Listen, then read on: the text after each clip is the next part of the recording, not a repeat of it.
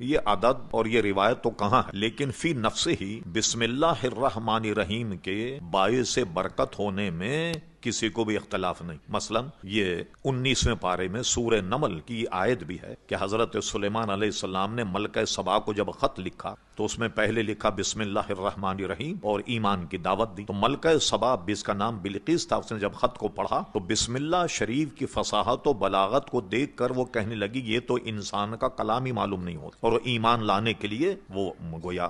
آئی اور وہ ایمان بھی لے آئی، حضرت سلیمان علیہ السلام کی زوجہ بھی بنی۔ تو بسم اللہ شریف جو ہے یہ ایک قرآنی آیت ہے، باعث برکت ہے، اور اسی لیے ہمیں کہا گیا کہ جب بھی کوئی کام کریں اس کی ابتدا بسم اللہ الرحمن الرحیم سے کریں۔ یہ اور ایک میں نے مستند کتاب میں پڑھا، وہ یہ تھا کہ ایک بزرگ جا رہے تھے، ان کو کشف تھا، وہ دیکھا کہ ایک صاحب قبر پر عذاب ہو رہا، وہ عذاب میں مبتلا، وہ چلے گئے، جانے کے بعد جب واپس آئے تو دیکھا کہ اس پر عذاب اٹھ گیا۔ انہوں نے مراقبہ کیا، یہ سب بزرگان دین کے مشاغل ہیں، اور مراقبہ کرنے کے بعد دیکھا کہ وہ تو